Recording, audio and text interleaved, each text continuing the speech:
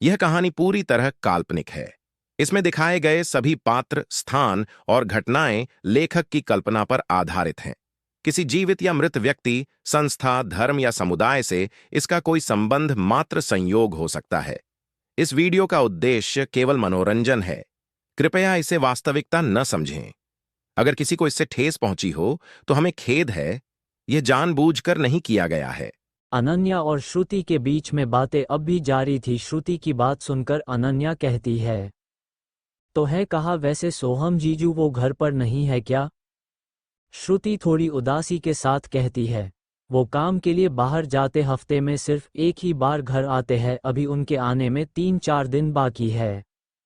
अनन्या देख सकती थी कि ये सब कहते हुए श्रुति काफी उदास लग रही थी। अनन्या उसके हाथ पर हाथ रखते हुए कहती है, कोई बात नहीं, वो जो भी करते हैं तेरे लिए ही तो करते हैं, तू भी उनके बारे में सोच, उन्हें भी तो तुझे ऐसे छोड़कर जाना अच्छा नहीं लगता होगा, पर अब अगर हमें कुछ पाना है तो कुछ खोना भी तो पड़ता है ना? श्रुति कुछ नहीं कहती, बस हाँ में अपना सर मिला देती है। कुछ देर दोनों चुप रहती है। श्रुति महसूस करती है कि माहौल कुछ भारी हो गया है, तो वो माहौल को हल्का करने के लिए एक शरारती मुस्कान के साथ अनन्या की तरफ देखते हुए कहती है, वैसे ये बता अनन्या, तेरे और हमारे समर जीजू के बीच अब तक कुछ हुआ कि नहीं? वैसे भी वो इतने हैंडसम और स्ट्रांग है, तेरे चेहरे का ग्लो ही बता रहा है तुझे रोज रोज कितना खुश करते होगे। सच सच बताना, कैसे है समर जीजू बेड पे? अनन्या की तो हालत ही खराब हो गई थी। श्रुति की ये बात सुनकर वो पहले से ही काफ़ी शर्मीली थी, उसका पूरा चेहरा शर्म से लाल पड़ गया था। पर इसके अलावा श्रुति की ये बातें सुनकर पर वो थोड़ी उदास भी थी, क्योंकि उसके और समर के बीच 2 महीने से साथ रहने के बावजूद आज तक ऐसा कुछ नहीं हुआ था। हालांकि वो दोनों सोते भी एक बेड पर थे, पर समर उससे बराबर दूरियां बनाता था। अनन्या इस बात से काफ़ी निराश थी। वो चाहती थी कि वो और समर एक नॉर्मल हस्बैंड वाइफ की तरह रहे, पर समर हमेशा उसकी कोशिशों पर पानी फेर देता था। श्रुति देखती है कि अनन्या का चेहरा थोड़ा लटक गया है। उसकी बात सुनकर वो अनन्या के कंधे पर थपकी मारते हुए कहती है, क्या हुआ अनन्या, तू उदास क्यों है? क्या तुझे बुरी लगी मेरी ये बात? अरे हम दोनों तो बचपन की सहेलियों, हम एक दूसरे से ये बातें शेयर नहीं करेंगे तो किसके साथ करेंगे? अनन्या उसकी बात सुनकर अपनी उदास नज़रों से उसे एक नज़र देखती है और कहती है, श्रुति, जैसा तुम सोच रही हो वैसा कुछ नहीं है। समर वैसे नहीं है जैसा तुम समझ रही हो, वो लड़कियों के मामले में थोड़े कच्चे हैं, तू यकीन नहीं करेगी, पर हम दोनों एक साथ एक फ्लैट में अकेले पिछले 2 महीनों से रह रहे हैं और बेड पर सोते भी एक साथ है, पर आज तक हमारे बीच ऐसा कुछ नहीं हुआ जैसे एक नॉर्मल पति पत्नी के बीच होता है। श्रुति उसकी बात सुनकर काफी हैरान हो गई थी। उसे तो यकीन नहीं हो रहा था कि एक जवान लड़का लड़की 2 महीनों से एक फ्लैट में अकेले रह रहे हैं, पर उनके बीच कुछ भी नहीं हुआ। ये मानना किसी के लिए भी मुश्किल हो सकता था। वो हैरानी से कहती है, पर ये कैसे हो सकता है? तू तो इतनी खूबसूरत है कि कोई भी आदमी तुझे देखते ही तुझ पे लट्टू हो जाए। फिर समर जीजू? अनन्या उदास होते हुए कहती है, नहीं श्रुति, वो दूसरों की तरह नहीं है, उनका सेल्फ कंट्रोल बहुत अच्छा है, वो अपनी हदों को अच्छे से जानते हैं। मेरी समझ में नहीं आता आखिर वो हमेशा मुझसे ऐसे दूर दूर क्यों भागते हैं।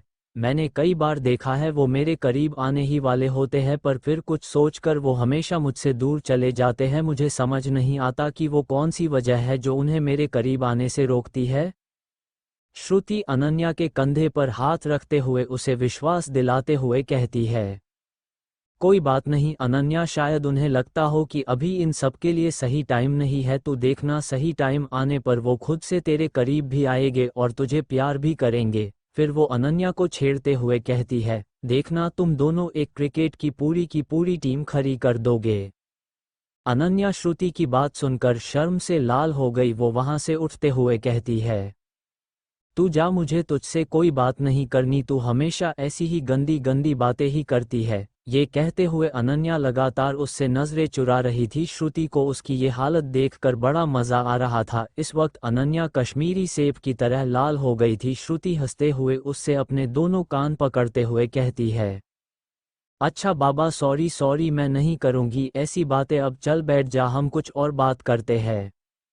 अनन्या उसकी बात सुनकर उसे एक नज़र देखती है। वो पलके झपकाकर हाँ में इशारा करती है। अनन्या फिर से बेड पर बैठ जाती है। श्रुति इस बात कुछ सोचते हुए कहती है, वैसे अनन्या तुम दोनों अपने बच्चों के नाम क्या रखने वाले हो? ये कहकर श्रुति बिन अनन्या की बात सुने वहां से भाग जाती है। अनन्या भी उसके पीछे भागते हुए कहती है, रुक, तुझे अभी मजा चखाती हूँ, बहुत शैतान हो गई है, कहाँ भाग रही है? ऐसे ही रात हो जाती है। समर जिस शादी में गया वो शादी भी अच्छे से निपट जाती है। रात का वक्त अनन्या और श्रुति घर के लॉन में बैठे बातें कर रहे थे। श्रुति अनन्या से कह रही थी, अनन्या वैसे तूने ये बताया नहीं कि तुझे यहाँ का पता दिया किसने? पर श्रुति देखती है अनन्या का ध्यान उसकी बातों में नहीं है। श्रुति समझ जाती है कि माजरा क्या है। श्रुति एक बार फिर अनन्या को छेड़ते हुए कहती है, क्या हुआ अनन्या, क्या जीजू की याद आ रही है? अनन्या, जिसका ध्यान उसकी बात में नहीं था, वो हाँ में अपना सर मिला देती है। पर कुछ देर बाद अनन्या को समझ में आता है कि श्रुति ने अभी अभी क्या कहा। वो श्रुति की तरफ घूर कर देखती है। श्रुति अपना पेट पकड़कर हंस रही थी। कहीं ना कहीं ये बात सच भी थी। अनन्या ने पूरा दिन तो जैसे तैसे काट लिया था, पर अब उसे सचमुच समर की याद आ रही थी। वो शाम से ही उसकी राह देख रही थी। वो उसे सच में उसे मिस कर रही थी। पर वो ये बात श्रुति से कह भी तो नहीं सकती थी, वरना वो उसे और ज्यादा छेड़ती। अनन्या अपना मुंह फूला लेती है तो श्रुति उसे आश्वासन देते हुए कहती है, कोई बात नहीं, कोई बात नहीं, आ जाएंगे जीजू, तू फिक्र मत कर। वो तुझे छोड़कर पुणे कैसे जा सकते हैं? अगर वो नहीं आए ना तो मैं खुद तुझे उनके पास छोड़कर आऊंगी। आखिर तेरे जैसी मुसीबत को तो वही संभाल सकते हैं, मेरे बस की बात नहीं है तुझे संभालना। वो ऐसे कैसे अपने सर की मुसीबत को मेरे सर पर छोड़कर जा सकते हैं? अनन्या उसकी बात सुनकर अपनी छोटी सी मुट्ठी से उसके कंधे पर मुक्का जड़ देती है। श्रुति की हल्की सी चीख निकल जाती है। ये दोनों सहेलियों अभी एक दूसरे की टांग खींचाई में बिजी थी कि तभी रूम का दरवाज़ा नॉक होता है। श्रुति एक बार फिर अनन्या को छेड़ते हुए कहती है, लो जी, आ गए आपके सैया जी। ये बात सुनकर और दरवाजे पर किसी को दस्तक देता देख अनन्या का चेहरा जो अब तक डल था वो एकदम से खिल गया था। उसे लगा ये समर है। वो श्रुति को एक नज़र देखते हुए ब्लश करते हुए खुद ही दरवाज़ा खोलने के लिए जाने लगती है। श्रुति उसकी आंखों में आई चमक साफ साफ देख सकती थी, पर जैसे ही वो दरवाज़ा खोलती है उसका मुंह बन जाता है। सामने समर नहीं बल्कि दूध वाला था जो श्रुति के घर दूध देने आया था। दूध वाला पहले तो अनन्या की खूबसूरती देखकर दंग रह जाता है, फिर श्रुति के बजाय किसी और लड़की को उसके घर पर देख हैरानी से कहता है, अरे आप कौन है? और श्रुति ताई, वो क्या घर पर नहीं है? श्रुति दूधवाले की आवाज़ सुनकर जल्दी से आगे आती है और कहती है, अरे काका, मैं तो यही हूँ, ये मेरी सहेली है। दूध वाला हाँ में सर मिलाकर दूध का पैकेट श्रुति को देकर वहां से चला जाता है। अनन्या का चेहरा जो अभी कुछ देर पहले ताज़े गुलाब के फूल की तरह खिला हुआ था एक बार फिर मुरझा सा जाता है। उसकी एक आंख से एक कतरा आंसू भी निकल जाता है। वो मन में सोच रही थी कि कहीं समर किसी मुसीबत में तो नहीं है। श्रुति उसे यूं उदास देख कुछ कहने ही वाली होती है कि दरवाज़ा एक बार फिर नॉक होता है। इस बार श्रुति खुद ही दरवाज़ा खोलने चली जाती है। श्रुति दरवाज़ा खोलती है तो एक चैन की सांस लेती है। इस बार कोई और नहीं, समर ही था। अनन्या दूसरी तरफ मुंह करके खड़ी थी, इसलिए समर उसे नहीं देख पाता। श्रुति खुद भी समर को देखकर खुश हो जाती है। उसे भी अनन्या के लिए बुरा लग रहा था। वो देख रही थी कि पिछले 4-5 घंटों से कैसे अनन्या अपनी पलकें बिछाए समर की राह देख रही थी।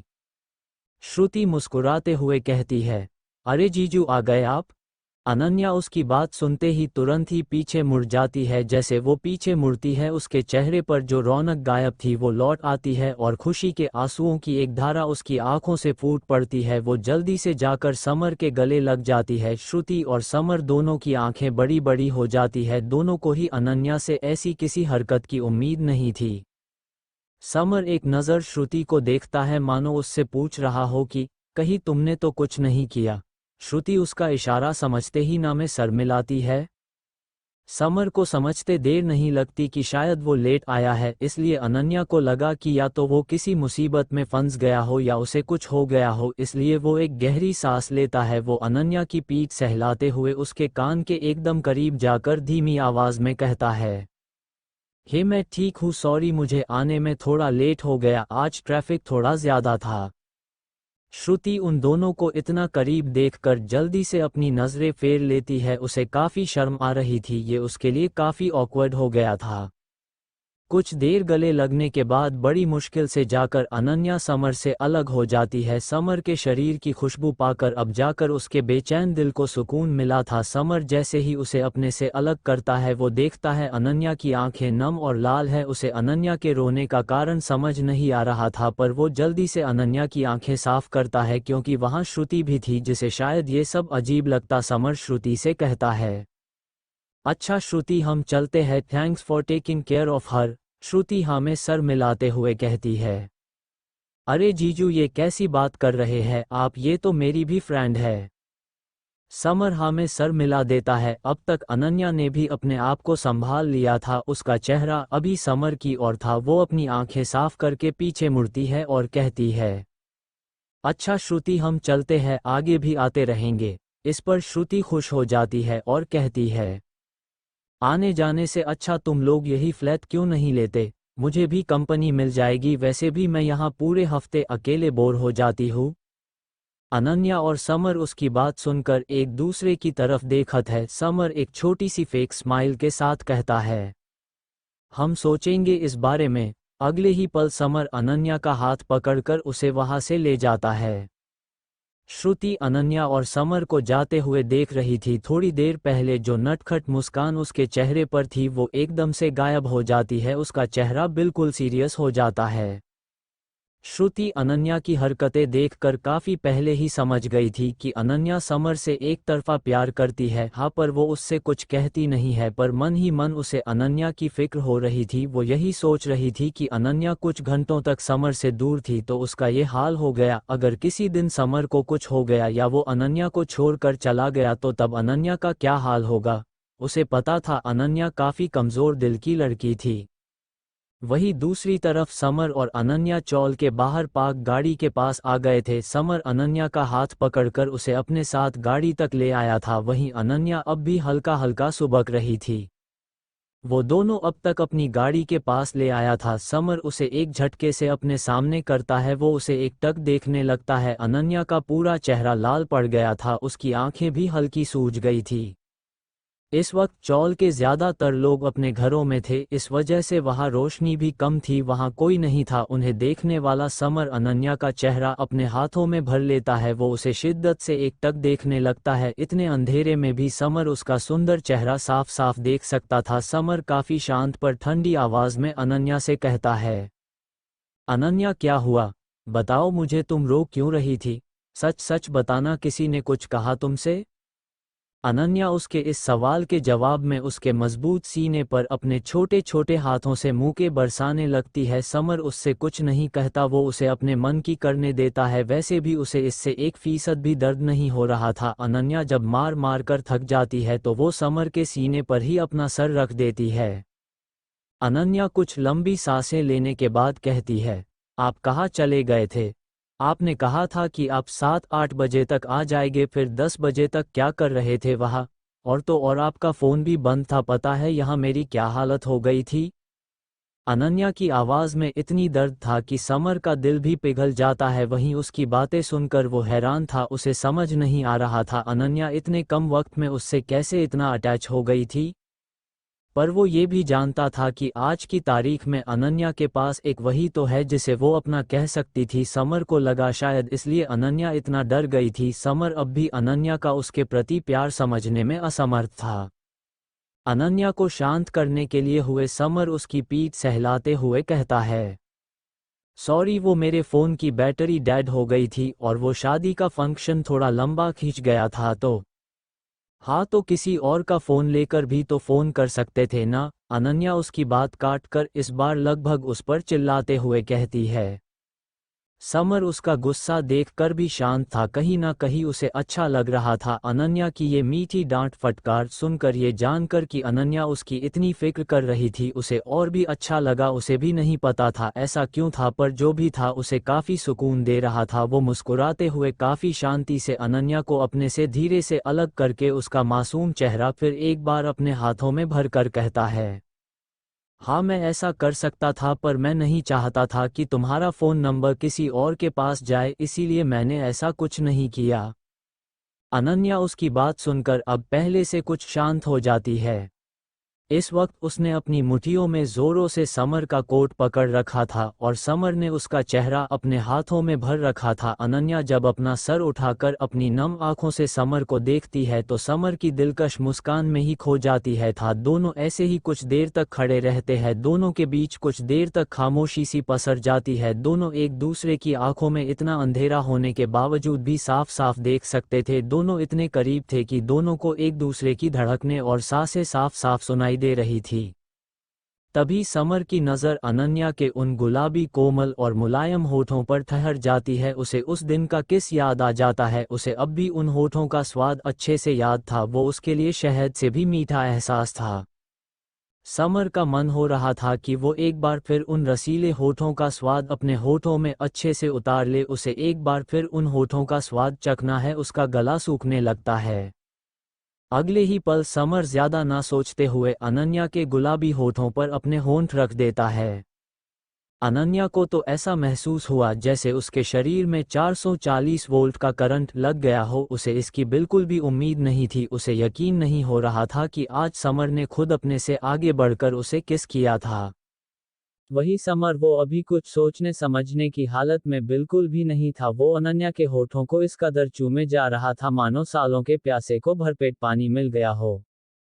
कुछ देर बाद अनन्या भी समर का साथ देने लगती है। अब तक ये किस काफी पैशनेट हो चुकी थी। अचानक समर का ध्यान टूट जाता है। वो अपने होश में आ जाता है। उसे इस बात का एहसास होता है कि उसने अभी अभी क्या किया। समर जल्दी से अनन्या से अलग हो जाता है। ये सब इतना जल्दी हुआ था कि अनन्या कुछ समझ नहीं पाती। उसे समझ नहीं आ रहा था कि ये क्या हो रहा है। एक पल समर उसको प्यार करता है और दूसरे ही पल वो उससे दूर भागता है। समर दूसरी तरफ देखते हुए उससे नजरें चुराने लगता है। अनन्या भी शर्म के कारण अपनी नजरें झुका लेती है। फिर एक बार वहां एक सन्नाटा पसर जाता है। दोनों काफी ऑकवर्ड हो गए थे। समर बुदबुदाते हुए अपने आप से मन में कहता है, ओह गॉड, ये मैं क्या कर रहा था। ये कहते हुए समर अपनी एक उंगली से अपना सर सहलाने लगता है। दोनों में काफी देर तक एक चुप्पी बरकरार रहती है। आखिरकार फिर समर इस चुप्पी को तोड़ते हुए बिना अनन्या की तरफ देखते हुए कहता है, ई थिंक अब हमें चलना चाहिए, रात बहुत हो गई है। अनन्या बस हाँ में अपना सर हिला देती है। वो उसकी इस हरकत से काफी दुखी थी। उसकी आंखें भीग गई थी जिन्हें समर नहीं देख पाया था। आज तो उसे लगा था कि वो समर का प्यार पाकर ही रहेगी, पर वैसा कुछ नहीं हुआ जैसा वो सोच रही थी। थोड़ी देर बाद समर और अनन्या वहां से निकल जाते हैं। रास्ते भर दोनों में कोई बात नहीं होती। तकरीबन 2 घंटे बाद उनकी Swift Dzire car Sunshine Apartment के पार्किंग लॉट में आकर रुक जाती है। वहां हर तरफ अंधेरा था। पूरे अपार्टमेंट में सब सो चुके थे। रात के तकरीबन 12:30 बजे थे। समर देखता है पास बैठी अनन्या गाड़ी में ही सो गई थी। समर उसके उस हसीन चेहरे को कुछ देर देखने लगता है। वो सोते हुए किसी छोटे से खरगोश की तरह लग रही था। उसका मन बिल्कुल भी नहीं करता अनन्या को उसकी नींद से जगाने का। वो कार से उतर जाता है। फिर कार के दूसरी तरफ जाकर अनन्या को बड़े ही आराम और सावधानी से अपनी गोद में ले लेता है। अनन्या इस वक्त गहरी नींद में थी। वो ठंड से थोड़ा थोड़ा कांप भी रही थी, पर जैसे ही उसे समर के स्पर्श का एहसास होता है वो नींद में भी हल्का मुस्कुरा देती है और उसकी बाहों में सिमट जाती है। कुछ देर बाद समर अनन्या को अपनी गोद ही घर के अंदर ले आता है। अनन्या अभी भी दुनिया जहां से बेखबर उसकी बाहों में सिमट कर सो रही थी। समर उसे अच्छे से बेड पर लिटा देता है और उसे ब्लैंकेट से अच्छे से कवर कर देता है। वो उसे एक नज़र देखकर फिर रूम की बालकनी में चला जाता है। समर आसमान में मौजूद चांद को एकटक देखने लगता है। उसकी आंखों में नींद का नामो निशान भी नहीं था। काफी देर तक चांद को देखने के बाद समर अपने आप से कहता है, मुझे उससे अब दूरी बना लेनी चाहिए, वरना ऐसे ही एक के बाद एक दिन बीतते जाते हैं और देखते ही देखते पूरा एक हफ्ता बीत जाता है। समर ने अपने कहे अनुसार अनन्या से एक हद तक दूरी बना ली थी। वो अनन्या से इन दिनों बात भी कम ही करता था। हमेशा की तरह अनन्या को उसका ये बर्ताव काफी ज्यादा तकलीफ पहुंचा रहा था, पर अंदर ही अंदर घुटती रहती है, पर समर से इस बारे में कुछ नहीं पाती। उस रात हुए उस किस ने उन दोनों में एक ना दिखने वाली दीवार बनाकर रख दी थी। दिन ब दिन अनन्या की वो उम्मीद, वो सपने जो उसने अपने और समर को लेकर देखे थे, वो उसे टूटते हुए नजर आ रहे थे। एक हफ्ते बाद शाम तकरीबन 5 साढ़े 5 बजे का वक्त, अनन्या अपने रूम में मौजूद थी। वो काफ़ी देर से वही खड़ी आईने के सामने अपने आप को ऊपर से नीचे तक देखे जा रही थी। अनन्या अपने आप को आईने में देखकर अपने आप से उदास स्वर में कहती है, ऐसी क्या कमी है मेरे अंदर की समर मेरी तरफ ठीक से देखते भी नहीं। किस काम की ये खूबसूरती जब ये मेरे पति को ही मेरे करीब नहीं ला सकती। ये कहते हुए उसकी आंखों से आंसू की कुछ बूंदें नीचे फ्लो पर गिर जाती है। फिर वो एक गहरी सांस लेते हुए अपने आप से कहती है, नहीं अनन्या, ऐसे रो धोकर काम नहीं चलेगा, तू ऐसे हार नहीं मान सकती। अभी वो ये सब कह ही रही थी कि बादल गरजने की एक जोरदार आवाज़ उसके कानों में पड़ती है। वो एकदम से चौंक जाती है। वो खिड़की से बाहर देखती है, बाहर पूरा आसमान काला पड़ गया था। अनन्या के तो डर के मारे पसीने छूटने लगते हैं। उसे इस गरज चमक की आवाज़ से काफ़ी ज़्यादा डर लगता था। अगले ही पल वो बेड पर कूद जाती है। वो जल्दी से अपने आप को चादर में सर तक लपेट कर बैठ जाती है और बड़बड़ाते हुए माता रानी का नाम जपने लगती है। वो बड़बड़ाते हुए कहती है, हे माता रानी, हमें इतने जल्दी नहीं आना ऊपर, अभी हमारी उम्र ही क्या है। समर समर कहाँ हो आप। वो समर को याद करने लगती है, पर जब वो दीवार पर टंगी घड़ी में देखती है तो उसका चेहरा और भी लटक जाता है। समर को आने में अभी काफ़ी टाइम था। वही shield and core security services के अपने केबिन में समर अपने सामने खड़े एक 23-24 वर्षीय युवक को कुछ इंस्ट्रक्शंस दे रहा था। हाँ तो महेश, तुम समझ गए ना तुम्हारा काम क्या है। समर अपनी चेयर पर बैठा कोई फाइल पढ़ते हुए बिना महेश की तरफ देखे कहता है। महेश हाँ में सर मिलाते हुए रिस्पेक्ट से कहता है, जी सर मैं समझ गया, आप फिक्र मत कीजिए। होम मिनिस्टर साहब की रक्षा करने के लिए अगर मुझे अपनी जान भी देनी पड़ी तो मैं पीछे नहीं हटूंगा। समर उसकी बात सुनकर उसको एक नज़र देखता है। महेश की आंखों में वो वही डेडिकेशन, वही डिटर्मिनेशन देख सकता था जो 5 साल पहले उसकी आंखों में थी जब उसने अपने पापा मोहन बत्रा से कहा था, आज से मेरे जीने का यही इकलौता मकसद है देश, दुनिया और इंसानियत की रक्षा करना और इनके दुश्मनों को उनकी सही जगह पहुंचाना। इस काम में मेरी जान ही क्यों ना चली जाए, मुझे अफसोस नहीं होगा। आज से मैं ही समर हूँ और ब्लैक पैंथर भी। समर इन सब पुरानी यादों में खो गया था। उसका ध्यान टूट जाता है जब महेश उसे आवाज लगता है, सर सर क्या हुआ। समर अपने होश में आता है। वो महेश से कहता है, ठीक है तुम जाओ और कल बताए गए पते पर पहुंच जाना और कल से ही ज्वाइन कर लेना। महेश हाँ में सर मिलाते हुए वहां से चला जाता है। महेश के जाने के बाद समर अपने काम में लग जाता है। वो अभी कुछ डॉक्यूमेंट्स पर साइन कर ही रहा होता है कि बिजली खड़कने की एक जोरदार आवाज़ उसके कानों में पड़ती है। समर बिजली खड़कने की आवाज़ सुनकर बाहर देखता है। बाहर एकदम अंधेरा था, ऐसा लग रहा था जोरों से तूफानी बारिश होने वाली है। मौसम काफ़ी खराब था। समर जिस डॉक्यूमेंट पर साइन कर रहा होता है उसका हाथ हवा में ही रुक जाता है। समर को अचानक अनन्या की याद आ जाती है। उसे याद था जब वो लोग शेखावत पैलेस में रहते थे तब उसने अनन्या को यामिनी से ये कहते सुना था कि उसे गरज और चमक की आवाज़ से बहुत डर लगता था। समर अपना सर झटकता है इन सब से अपना ध्यान हटाने के लिए, पर बिजली खड़कने की जोरदार आवाज़ें लगातार उसके कानों में पड़ रही थी। मौसम आज सच में काफ़ी खराब था। उसका मन अब बैठा जा रहा था। वो अपने आप से बुदबुदाते हुए कहता है, अनन्या अकेली है वहाँ, वो डरेगी तो नहीं ये सब देख के। समर कुछ देर और काम करने की कोशिश करता है पर अब उसका मन कहाँ लगने वाला था। वो घड़ी में टाइम देखता है। उसके घर जाने में अभी भी काफ़ी देर और थी, पर वो इतनी देर अब नहीं रुक सकता था। वो अपनी जेब से अपना फ़ोन निकालकर सुरेश को कॉल करता है। Hello Suresh, if you don't mind, क्या मैं घर के लिए निकल सकता हूँ? वो मौसम ख़राब है और मेरा घर काफ़ी दूर है यहाँ, तो हो सकता है मैं ट्रैफिक में फंस जाऊँ तो। समर अपनी बात अधूरी छोड़ देता है। सुरेश कुछ सोचकर कहता है, ओके यू कैन लीव। वैसे भी आज के सारे इम्पोर्टेंट इंटरव्यूज तो तुमने ले ही लिए है, तुम्हारी चॉइस माननी पड़ेगी। तुम जिन भी गार्ड्स को सिलेक्ट करते हो वो बेस्ट ही होते हैं। ठीक है तुम जाओ, और मुझे तो लगता है मुझे भी निकलना चाहिए, वो अपने केबिन के खिड़की से बाहर देखते हुए कहता है। मौसम आज सच में खराब है। समर ओके कहकर फोन कट कर देता है और कुछ देर बाद वहां से निकल जाता है। शाम के अब तकरीबन 7 बज गए थे। शहर में अब जोरदार बारिश भी शुरू हो गई थी। अनन्या अब भी वैसे ही चद्दर में लिपटी थी। वो काफी देर से ऐसे ही बैठी थी, डर के मारे उसकी हालत खराब थी। उसका दिल जारों से धड़क रहा था। वो समर को कॉल करने के लिए सिरहाने रखा, अपना फोन उठाकर देखती है, पर बदकिस्मती से फोन में नेटवर्क ही नहीं था। अब तो अनन्या लगभग रोने ही वाली होती है। वो रूंधे गले से चिढ़ते हुए कहती है, इस नेटवर्क को भी अभी ही जाना था, अब हमारा क्या होगा। अब तक आसमान पूरा काला पड़ गया था। बाहर से तूफानी बारिश और आसमान में मौजूद बिजली की खड़क दोनों अपनी चरण पर थे। तभी अनन्या के कानों में डोर बेल की आवाज पड़ती है। अनन्या वो आवाज सुनकर और भी ज्यादा डर जाती है, क्योंकि समर के आने में अभी थोड़ा वक्त और था। वो बुदबुदाते हुए अपने आप से कहती है, अब कौन आ गया, कहीं कोई चोर तो नहीं। पर देखना तो पड़ेगा। ये कहते हुए वो जैसे तैसे हिम्मत करके बेड से उठ जाती है। दरवाजे के बाहर खड़ा समर काफी वक्त से डोर बेल बजा रहा था, पर अनन्या दरवाजा नहीं खोल रही थी। उसने अनन्या को फोन भी ट्राई किया था, पर वो भी आउट ऑफ कवरेज आ रहा था। उसने अपने आप से कहा, ये अनन्या फोन क्यों नहीं उठा रही है, सब ठीक तो है। अब उसे थोड़ा डर लग रहा था, वो डर जो उसे हमेशा अनन्या के लिए लगता था जब भी वो उसे अकेला छोड़कर घर से बाहर होता।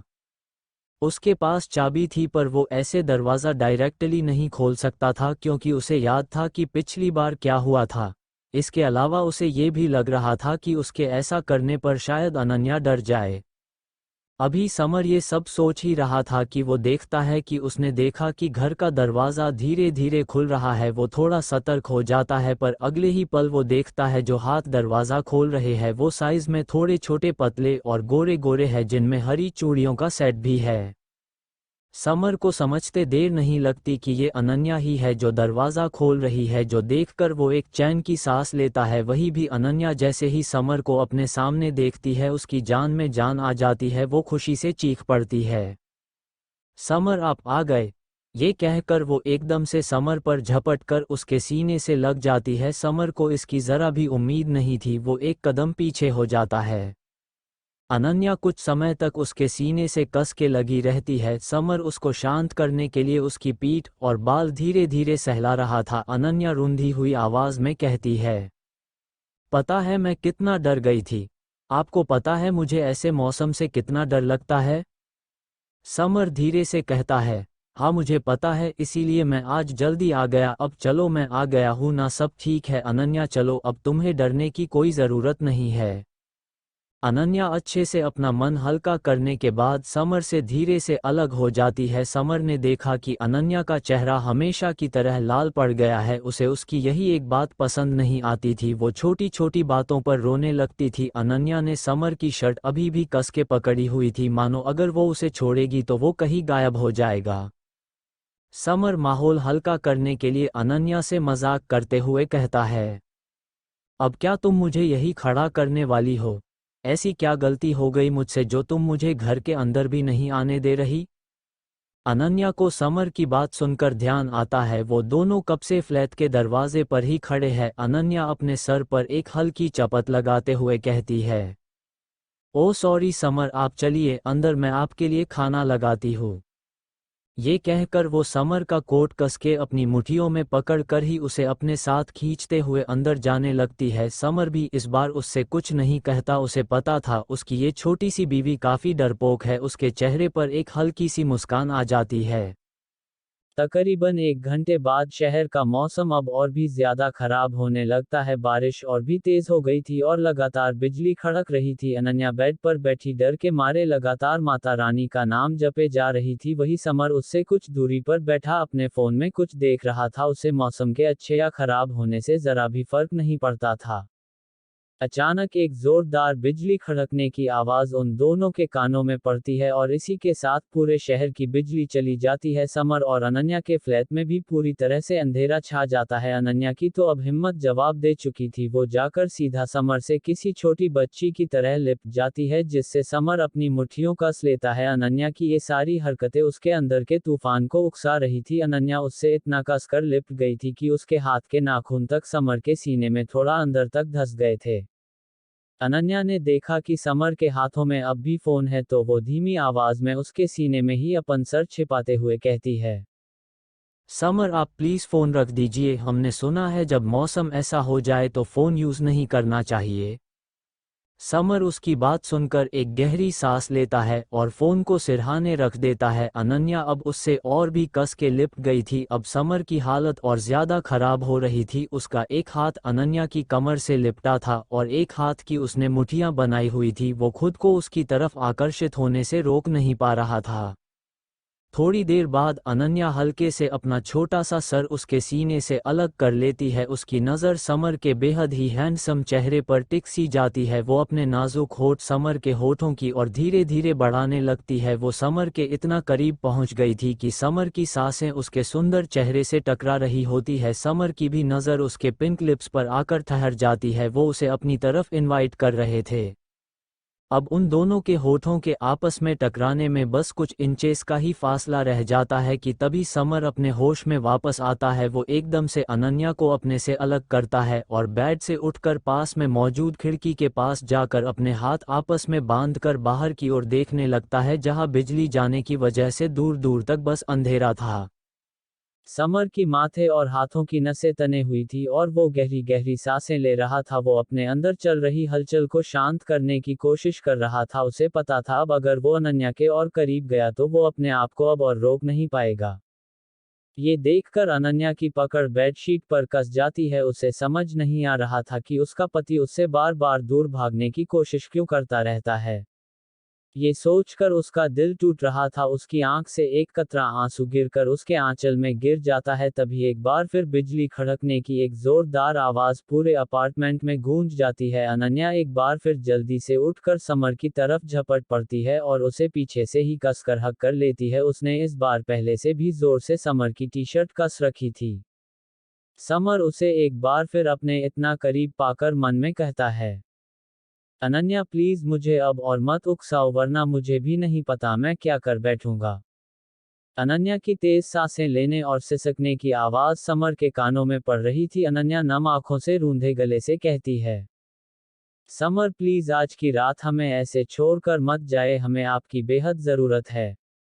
अनन्या की ऐसी दर्द भरी आवाज सुनकर समर का बचा कुचा सब्र अब जवाब दे जाता है। ये आवाज इतनी मदहोशी से भरी थी कि उसके लिए खुद को रोकना अब नामुमकिन सा हो गया था। वो पीछे मुड़कर अनन्या को एक झटके से अपने सामने करता है और उसके होठों पर अपने होंठ रख देता है।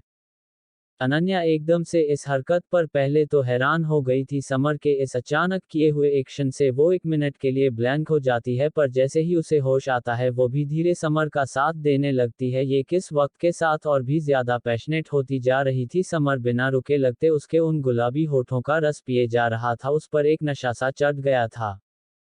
पर कुछ देर बाद अनन्या की सांसें उखड़ने लगती है। समर उसे सांस लेने के लिए स्ट्रगल करता देख समर उसे छोड़ देता है। जैसे ही वो उसे छोड़ता है अनन्या लंबी लंबी सांसें लेने लगती है, पर समर अभी रुकने के मूड में नहीं था। उसके अंदर का सोया हुआ शेर अब जाग चुका था। वो एक झटके से अनन्या का दुपट्टा उससे अलग करता है। अनन्या इससे थोड़ा चौंक जाती है, उसकी आंखें बड़ी बड़ी हो जाती है, पर अब वो कुछ नहीं कर सकती थी। ये मुसीबत उसने ही अपनी तरफ मौली थी। समर के सामने अनन्या का गोरा और मुलायम बदन मौजूद था। समर की नज़र अब उसकी उस पतली और सुराहीदार गर्दन पर टिक जाती है। अगले ही पल वो उसके गले पर अपने होंठ रख देता है। उसके होठों का स्पर्श अपने गले पर महसूस होते ही अनन्या अंदर तक सिहर जाती है। उसे ऐसा लगा जैसे किसी ने 100 से ज्यादा सुइयां एक साथ उसके शरीर में चुभो दी हो। वही समर जैसे जैसे अनन्या की गर्दन को चूम रहा था, उसे उसकी सॉफ्टनेस का एहसास हो रहा था, जो उसे वक्त के साथ और भी ज्यादा वाइल्ड होने पर मजबूर कर रही थी।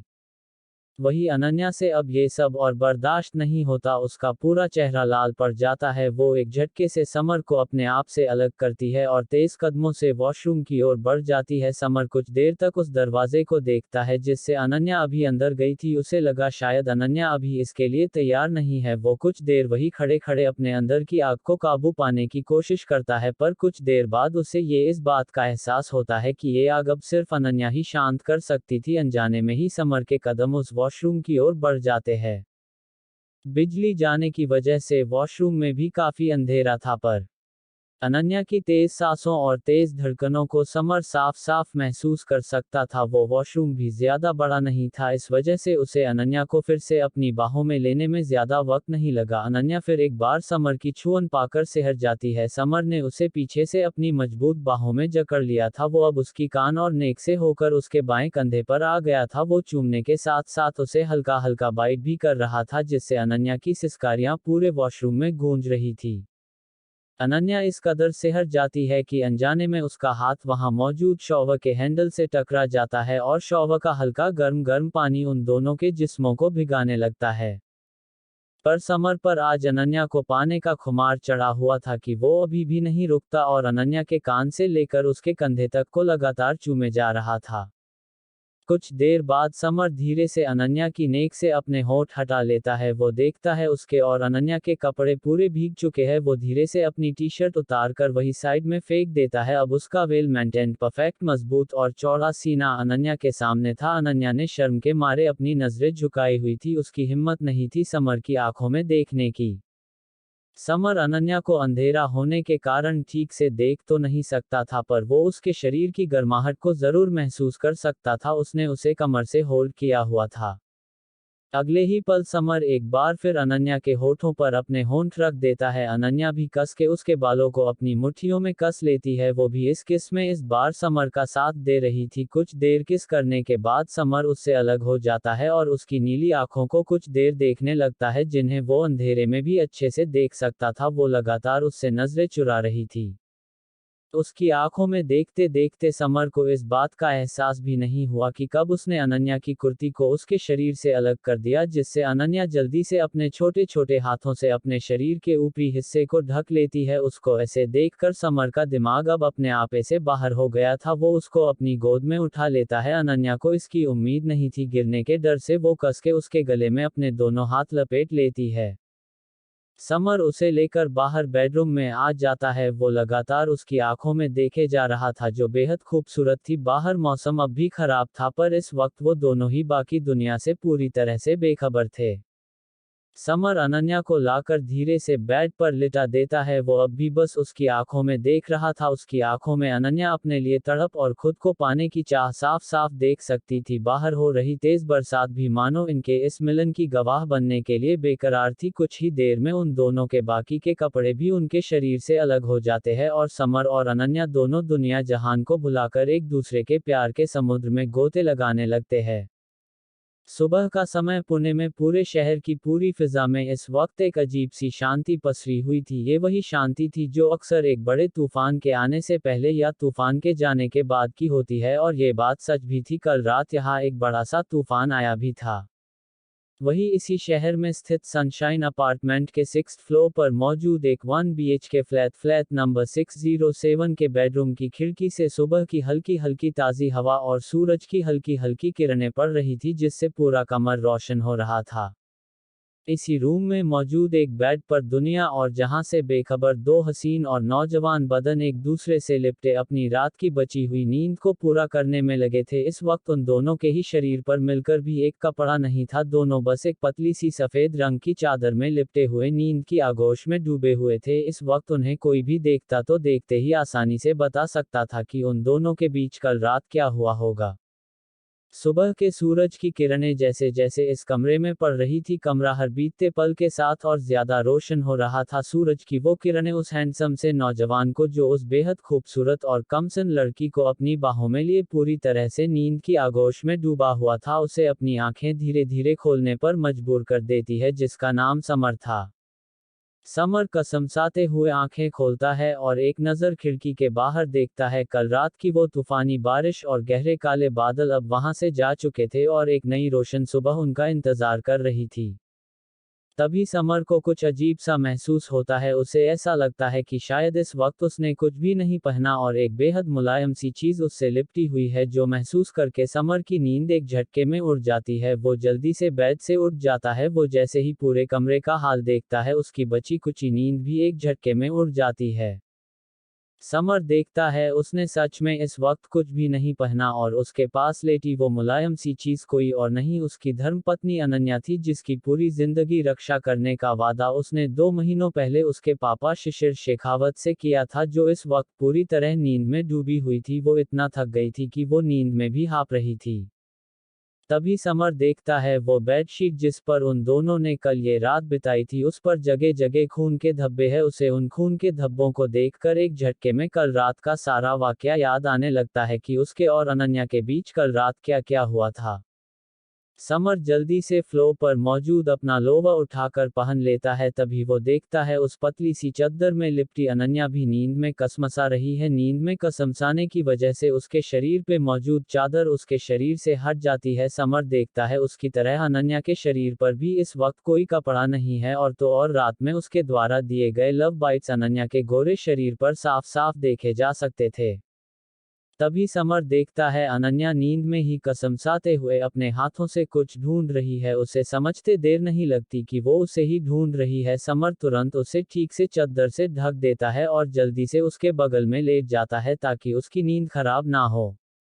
समर को अपने करीब पाकर अनन्या फिर एक बार नींद की आगोश में चली जाती है। अनन्या को यूं सोते हुए देख रहा था उसे काफी बुरा लग रहा था। कल रात वो उसके साथ थोड़ा ज्यादा क्रूर हो गया था। पिछले एक हफ्ते से उसने अनन्या से इसीलिए दूरियां बना रखी थी क्योंकि वो महसूस कर सकता था अनन्या इन दिनों उसके कुछ ज्यादा ही करीब आ रही है, जिसकी वजह से उसे डर था कि वो अपना कंट्रोल खोकर अनन्या के साथ कुछ कर ना दे। और आज आखिरकार वही हुआ जिसका उसे डर था। समर उसको सोता हुआ देख मन में अपने आप से कह रहा था, अनन्या नींद से जागने के बाद कैसे रिएक्ट करेगी? क्या वो मुझसे नाराज होगी? क्या वो मुझसे नफरत करने लगेगी? क्या वो मुझे भी दूसरे मर्दों की तरह समझेगी? समर के मन में ऐसे ही तरह तरह के ख्याल आ रहे थे। वो अभी अनन्या का सामना भी नहीं करना चाहता था, पर वो उसे ऐसी हालत में छोड़कर भी तो नहीं जा सकता था, वरना वो उसे और ज्यादा गलत समझती। उसने सोच लिया था कि अनन्या के जागते ही वो उससे माफी मांग लेगा।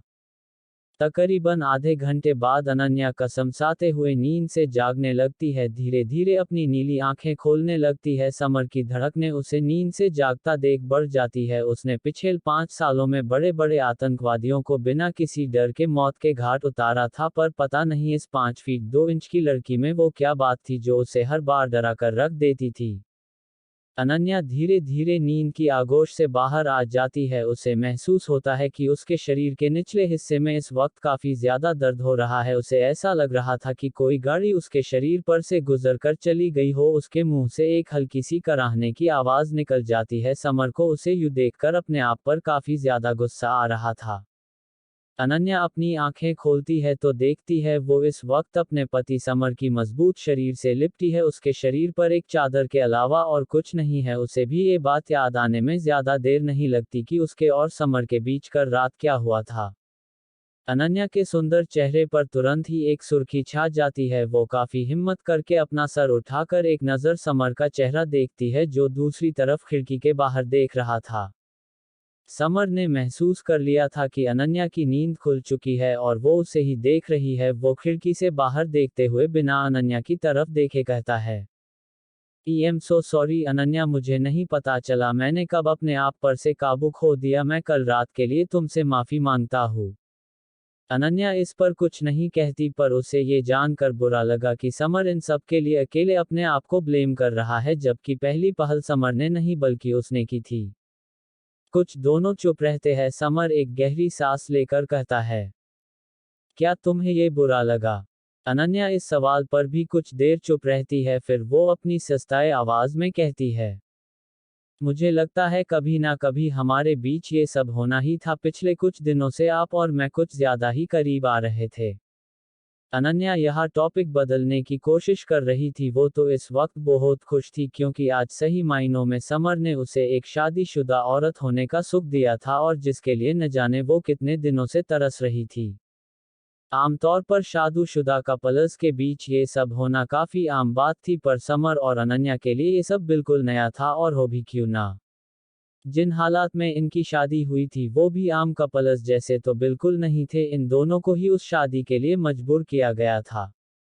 कुछ और देर खामोश रहने के बाद समर अनन्या से बिना उसकी तरफ देखकर कहता है, अनन्या आज तुम घर का कोई काम नहीं करोगी, आज हम बाहर से ही डिनर लंच और ब्रेकफास्ट करेंगे, ओके। अनन्या नासमझी में कहती है, पर क्यों? क्योंकि मुझे पता है तुम्हें इस वक्त काफी दर्द हो रहा होगा, इसलिए मैं चाहता हूँ कि आज तुम पूरा दिन आराम करो, प्लीज मेरी बात मानो और अपनी हेल्थ के साथ कोई कॉम्प्रोमाइज मत करना। समर कड़क आवाज में और स्पर्श शब्दों में अपनी बात कह देता है। अनन्या उसकी बात सुनकर हल्का मुस्कुरा देती है। उसे ये जानकर काफी अच्छा लगा कि समर उसके बारे में इतना सोचता है। अनन्या उसके सीने पर ही सर रखकर अपनी आंखें बंद कर लेती है। समर उसका सिर सहलाते हुए एकटक ऊपर सीलिंग को देखने लगता है। इस वक्त उसके दिमाग में क्या चल रहा था ये उसका चेहरा देखकर कहना मुश्किल था। वहीं दूसरी तरफ इन सब से पूरी तरह से अनजान दिल्ली के इंटरनेशनल एयरपोर्ट के बोर्डिंग गेट नंबर 10 पर अनिता जिंदल अपनी आंखें उस टर्मिनल पर टिकाए खड़ी थी जहां से अक्सर यात्री आया जाया करते थे। वो वहां काफी देर से खड़ी किसी का बेसब्री से इंतजार कर रही थी। अनिता के पीछे दो फीमेल सर्वेंट्स और कुछ बॉडीगार्ड्स भी खड़े थे। उनमें से एक फीमेल सर्वेंट डरते हुए अनिता से डरते कहती है, मैडम प्लीज आप बैठ जाए वरना आपके घुटनों में फिर से दर्द हुआ तो अर्नव सर हमारी क्लास लगा देंगे। आपको तो पता ही है वो आपको लेकर कितने प्रोटेक्टिव है, और अगर आपको जरा सा भी तकलीफ हो तो वो पूरा घर सर पर उठा लेते हैं। अनिता बिना अपनी नजरें सामने से हटाए मुंह बनाते हुए उस सर्वेंट से कहती है, उठाने दो तुम्हारे सर को, पूरा घर मैं भी देखती हूँ। अब इतने टाइम बाद मेरी बच्ची घर आ रही है और मैं उसका स्वागत भी नहीं कर सकती, भला ये क्या बात हुई।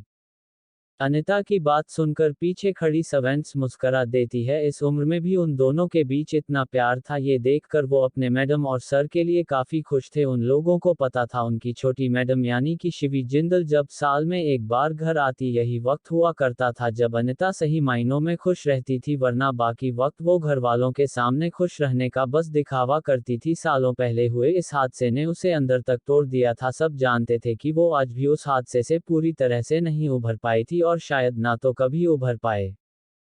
तभी अनिता किसी ऐसे शख्स को देखती है जिसको देखकर उसके चेहरे पर एक बड़ी सी मुस्कान आ जाती है। आज पूरे 1 साल बाद उसकी बेटी शिवी आज यूएस से अपनी पढ़ाई पूरी करके हमेशा के लिए घर वापस लौट रही थी। व्हाइट टॉप डेनिम जीन्स और आंखों पर एक पावर का चश्मा, शिवी इस लुक में काफी सिंपल और स्मार्ट लग रही थी। उसके पीछे एक और 40-45 साल का सर्वेंट था जो उसका लगेज लेकर चल रहा था। वो जैसे ही वो अनिता को देखती है वो भागकर जाकर अपनी गले लग जाती है। शिवी अनीता को गले लगाए कहती है, ओह मॉम मैंने आपको कितना मिस किया, आप जानती नहीं, देखना अब मैं आपको छोड़कर कहीं नहीं जाऊंगी। अनिता उसे अपने से अलग करते हुए प्यार से उसका गाल सहलाते हुए कहती है, हाँ मैंने भी तुझे बहुत मिस किया, और हाँ कहीं मत जाना, पर अब घर चल तेरे डैड इंतजार कर रहे हैं। शिवी को उसकी बात सुनकर कुछ याद आता है। वो यहाँ वहाँ देखते हुए कहती है, डैड क्यों नहीं आए मुझे लेने? अनिता प्यार से मुस्कुराते हुए कहती है, वो आने वाले थे, उनकी कोई इम्पोर्टेंट मीटिंग थी तो मैंने ही उन्हें कहा कि आपको आने की जरूरत नहीं है, मैं जाकर शिवी को रिसीव करती हूँ। शिवी मुस्कुराते हुए हाँ में सर मिलाती है, फिर वो अनिता को छेड़ते हुए कहती है, वैसे मॉम आप तो आज भी पहले की तरह हॉट लगती हो, और हो भी क्यों ना, मेरे डैड आपसे इतना प्यार जो करते हैं, जरूर ये ग्लो उनके प्यार का ही नतीजा है। अनिता के गाल उसकी बात सुनकर शर्म से लाल हो जाते हैं। पीछे खड़ी सर्वेंट्स भी अपना मुंह दबकर हंसने लगती है। अनिता शिवी का कान मरोड़ते हुए उसे आंख दिखाते हुए कहती है, तू भी ना बहुत शैतान हो गई है, घर चल तू फिर तुझे बताती हूँ। सॉरी मॉम छोड़ दो, दर्द हो रहा है। शिवी हंसते हुए कराहते हुए कहती है तो अनिता भी मुस्कुराते हुए उसका कान छोड़े देती है। वो कहती है, चल अब घर बहुत हो गया। शिवी भी हाँ में इशारा करती है और वो दोनों वहां से निकल जाती है। कुछ देर बाद शिवी और अनिता गाड़ी में थे। कुछ देर यहाँ वहाँ की बातें करने के बाद शिवी अनिता से कहती है, मॉम घर में सब ठीक है ना? आई मीन डैड, आकाश भाई, हर्षिता भाभी और बाकी सब। अनिता एक हल्की मुस्कान के साथ हाँ में सर मिलाते हुए कहती है, हाँ सब ठीक है, वैसे तेरे डैड तुझे बहुत याद करते हैं। शिवी बस मुस्कुरा देती है। कुछ देर चुप रहने के बाद शिवी अनिता का मन टटोलने के लिए कहती है, और आप मॉम, आप खुश हो ना? मैं मुझे क्या? पहले तो अनिता समझ नहीं पाती शिवी क्या कहने की कोशिश कर रही है, पर जैसे ही उसे समझ में आता है वो बोलते बोलते रुक जाती है। अतीत कुछ भयानक काली यादें उसकी आंखों के सामने आ जाती है। अनिता उदास स्वर में खिड़की से बाहर देखते हुए कहती है, कोशिश करती हूँ खुश रहने की। फिर वो शिवी की तरफ देखते हुए उसके सर पर हाथ फेरकर एक छोटी सी मुस्कान के साथ कहती है, और अब तो तू भी आ गई है तो अब मुझे और भी आसानी होगी ये सब करने में। शिवी भी एक बड़ी सी मुस्कान के साथ हाँ में अपना सर मिला देती है। शिवी भी गाड़ी की खिड़की से बाहर देखते हुए मन में कहती है, वाह मॉम, अपने अंदर का दर्द और तकलीफ छिपाना कोई आपसे सीखे। मुझे अच्छे से पता है कि आप सबके सामने बिल्कुल नॉर्मल बिहेव करती हो, जैसे कुछ हुआ ही ना हो और आप उस हादसे को अब पूरी तरह भूल गई हो, पर मैं अच्छे से जानती हूँ कि आप हर्ष भाई को आज भी कितना याद करती हो। पर शिवी ये सब कहकर अनिता को हर्ट नहीं करना चाहती थी। वो आगे अनिता से कुछ नहीं कहती। थोड़ी देर बाद उनकी गाड़ी बड़े से जिंदल मैंशन में दाखिल हो जाती है। गार्ड्स जल्दी से आकर गाड़ी का दरवाजा खोल देते हैं। दोनों माँ बेटी गाड़ी से उतरकर अंदर जाने लगते हैं। अनिता शिवी का गाल सहलाते हुए कहती है, शिवी तू थक गई होगी, चल अब जाकर आराम कर। कुछ देर बाद शिवी और अनिता दोनों जिंदल मैंशन के अंदर पहुंच जाते हैं। अनिता के साथ शिवी को देखते ही हॉल में बैठी अनिता की सारी देवरनियां जो वहां बैठी गप्पे मारने में व्यस्त थी एक साथ मुस्कुरा देती है। अरे शिवी तो आ गई आखिरकार तुम, अब तुम्हारी पूरी जो गई या अभी भी कुछ बाकी है? अवनी जिंदल शिवी को देखते हुए मजाकिया अंदाज में कहती है। इस पर वहां मौजूद सारी औरतें हंस देती है। शिवी मुस्कुराते हुए कहती है, अरे नहीं अवनी चाची, अब सब हो चुका है, डोंट वरी, अब मैं कहीं नहीं जाने वाली, अब मैं यही आप लोगों के साथ और अपनी प्यारी सी मॉम के साथ रहूंगी। ये कहकर शिवी अनिता को साइड हग कर लेती है। शिवी की बात सुनकर वहां मौजूद अनिता की एक और देवरानी जिसका नाम अनुपमा था, बिना शिवी की तरफ देखते हुए ताना कसते हुए कहती है, कहीं नहीं जाने वाली इसका क्या मतलब है? क्या तुम्हें शादी नहीं करनी? क्या जिंदगी भर यही रहने का इरादा है? शिवी तुम भूल गई क्या, ये जीन्स और टॉप पहनकर तुम लड़का नहीं बन जाओगी, रहोगी तो तुम एक लड़की ही। उनकी इस बात पर वहां एक खामोशी पसर जाती है। सब जानते थे कि अनुपमा की जबान ऐसी ही कड़वी है, वो लगभग सभी से ऐसे ही बात करती थी, पर अनुपमा उनमें सबसे बड़ी थी, जिसकी वजह से किसी की भी उसको कुछ कहने की हिम्मत नहीं थी। शिवी का चेहरा जो अभी तक घर आने की वजह से काफी खिला हुआ था, एकदम से मुरझा जाता है। उसे अभी शादी वादी करने का बिल्कुल भी मन नहीं था। वो जिंदल फैमिली के बिजनेस में उसके पापा अर्नव और भाई आकाश का हाथ बटाना चाहती थी। अनिता शिवी को यूं उदास देख उसे वहां से जाने का इशारा करती है। शिवी हमें सर मिलाते हुए वहां से चली जाती है। अनिता भी अनुपमा को एक नजर देख वहां से चली जाती है। उसे अनुपमा पर बहुत गुस्सा आ रहा था। इस औरत ने उसकी बेटी का बना बनाया मूड खराब कर दिया था। शिवी आज कितनी खुश थी अपने घर वापस आकर। कुछ देर बाद शिवी अपना फोन चलाते हुए जिंदल मैंशन के तीसरे फ्लोर के बड़े बड़े कॉरिडोर से होते हुए अपने कमरे में जा ही रही होती है। जिंदल मैंशन इतना बड़ा था कि शिवी को अपने कमरे तक पहुंचने में ही अच्छा खासा समय लग जाता है। अभी अभी वो अपने कमरे के दरवाजे तक पहुंची ही थी कि उसे अपने पीछे से किसी की खुशी से भरी चहकती हुई आवाज आती है, अरे शिवी दीदी आप आ गई।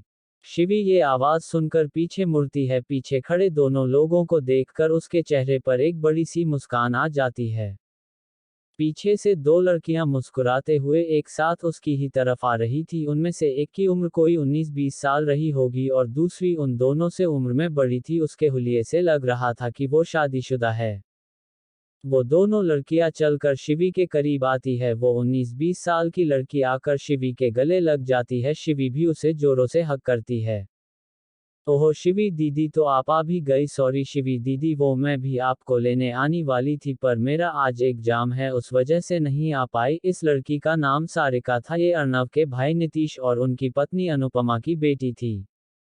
शिवी मुस्कुराते हुए सारिका के गाल पर एक चपत लगाते हुए कहती है। अच्छा कोई बात नहीं, उसकी कोई ज़रूरत भी नहीं थी। वैसे ऑल द बेस्ट, ठीक से देना एग्जाम। ठीक है दीदी, अभी तो मैं जा रही हूँ, पर मेरा एग्जाम होने के बाद हम दोनों ढेर सारी बातें करेंगे। आपसे घर वापस आने ट्रीट भी तो लेनी है। ये कहकर सारिका वहां से चली जाती है। अब शिवी के सामने वो तकरीबन 24 साल की लड़की खड़ी थी। ये शिवी के भाई आकाश की पत्नी थी हर्षिता। रिश्ते में ये शिवी की भाभी लगती थी। आखिरी बार जब शिवी इंडिया आई थी तो वो इन दोनों की शादी के लिए ही आई थी। हर्षिता अर्णव के एक दोस्त की बेटी थी। शिवी उसको देखकर मुस्कुराते हुए कहती है। अरे हर्षिता भाभी, कैसी हो आप? इस बड़े से जिंदल मैंशन में बोर तो नहीं हो जाती? मन तो लग रहा है ना यहाँ आपका? हर्षिता भी मुस्कुराते हुए कहती है। हाँ मैं ठीक हूँ, और हाँ कभी कभी बोर हो भी जाती हूँ। यहाँ जितने लोग नहीं है उससे ज्यादा तो कमरे हैं। इस पर दोनों हंसने लगते हैं। कुछ देर तक ये दोनों इधर उधर की बात कर ही रहे होते हैं, तभी शिवी की नज़र हर्षिता के हाथ पर पड़ जाती है, जिस पर जलने का एक घाव था। शिवी उसके हाथ की तरफ इशारा करते हुए कहती है। भाभी ये आपके हाथ को क्या हुआ? हर्षिता जैसे ही उसकी बात सुनती है, वो अपनी साड़ी के पल्लू से वो घाव छिपने लगती है और हड़बड़ाते हुए कहती है। कुछ कुछ भी तो नहीं कहा। तुम क्या कह रही हो? अरे मैंने अभी तो देखा था यहाँ आपके हाथ पे। ये कहकर शिवी अपना हाथ हर्षिता के हाथ की तरफ बढ़ाने लगती है, तो हर्षिता अपना हाथ पीछे लेते हुए घबराई हुई आवाज में कहती है। शिवी मुझे था तो नीचे थोड़ा काम है, मैं चलती हूँ, तुम आराम करो। ये कहकर हर्षिता बिना शिवी की कोई बात सुने तेज कदमों से वहां से चली जाती है। शिवी अजीब नजरों से उसे जाते हुए देख रही थी, पर फिलहाल शिवी इतना ज्यादा थक चुकी थी कि वो इस बात पर चाहकर भी ज्यादा ध्यान नहीं दे पाती और अपना सर झटकते हुए अपने कमरे में चली जाती है। वही जिंदल मैंशन के दूसरे फ्लोर पर समीर और कामिनी के कमरे में कामिनी अपने फोन पर किसी से बात कर रही थी और समीर बेड पर लेटा अपने फोन पर गेम खेल रहा था। जैसे जैसे कामिनी फोन के दूसरी तरफ मौजूद व्यक्ति की बात सुन रही थी, उसके माथे पर बल पड़ रहे थे। आखिर में वो फोन रखते हुए कहती है। ओके पापा, आप मुझे थोड़ा वक्त दीजिए, मैं कुछ करती हूँ। ये कहकर कामिनी फोन कट कर देती है। समीर उसे एक नज़र देखकर फिर से अपना गेम खेलते हुए कहता है। क्या हुआ वाइफी, तुम इतनी परेशान क्यों लग रही हो? कामिनी उसको यूं इतना रिलैक्स देख चिढ़ते हुए कहती है। ज्यादा बनने की जरूरत नहीं है, तुम्हें अच्छे से पता है मेरी परेशानी की वजह मेरे पापा की कंपनी इस वक्त लॉस में चल रही है और मैं कुछ नहीं कर पा रही हूँ।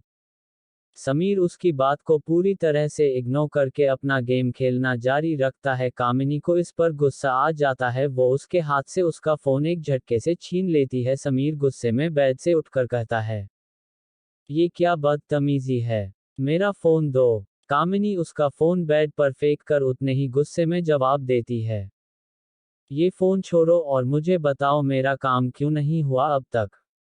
मैंने तुम्हें कितने दिनों पहले अर्नव अंकल से पैसे मांगने के लिए कहा था, अब तक तुमने मांगे क्यों नहीं उनसे पैसे? समीर उसकी बात सुनकर उसकी खिल्ली उड़ाते हुए कहता है। ओह अच्छा, पैसे मांग लूं, वो भी अर्नव अंकल से, और वो भी पूरे 1000 करोड़। अगर ये तुम्हें इतना ही आसान लगता है तो तुम खुद ही जाके उनसे क्यों नहीं मांग लेती? कामिनी उसकी बात सुनकर अपने दांत पीसने लगती है। वो कहती है। मैं मांग तो लेती, पर वो तो मेरी शक्ल देखना भी पसंद नहीं करते, तो मुझे पैसे क्या खाक देंगे? समीर उसकी बात को सिरे से इग्नोर कर पास के टेबल पर रखे वाइन के ग्लास में से वाइन पीने लगत है। जब कामिनी देखती है कि उसकी बातों का समीर पर कोई असर नहीं हो रहा, तो वो इस बार अपने दांत पीसकर समीर को धमकाते हुए कहती है। समीर, मैं तुम्हें बस 1 हफ्ते का टाइम दे रही हूँ, मुझे 1 हफ्ते के अंदर पैसे लाकर दो, वरना क्या क्या कर लोगी तुम? समीर भी उसकी बात सुनकर गुस्से में आकर कहता है। कामिनी एक तिरछी मुस्कान के साथ कहती है। वरना मैं मिस्टर अर्नव जिंदल को जाकर बता दूंगी कि 7 साल पहले उनके उस मरे हुए बेटे हर्ष को तुमने और उनके अपने बेटे आकाश ने अपने जाल में फंसाकर कितनी बेरहमी से मौत के घाट उतार दिया था, मैं वो सब उन्हें बता दूंगी। समीर कामिनी की बात सुनकर कुछ मिनट के लिए तो एकदम ब्लैंक हो जाता है। वो उसे एकटक देखे जा रहा था, पर अगले ही पल अचानक समीर की हैरानी हंसी में बदल जाती है और वो जोर जोर से ठहाके मार मार कर हंसने लगता है, मानो कामिनी का मजाक उड़ा रहा हो। कामिनी समीर को यूं अपना मजाक उड़ाता देख अपनी मुठिया कस लेती है। कुछ देर हंसने के बाद समीर एक कुटिल मुस्कान के साथ कहता है, ओह मिस कामिनी आहूजा, तुम भूल गई क्या? इस साजिश की शुरुआत तुमने की थी। तुमने ही हर्ष पर पूरी जिंदल फैमिली के सामने वो इल्जाम लगाया था। हर्ष की मौत के लिए जितने जिम्मेदार मैं और आकाश है, उतनी ही तुम भी हो।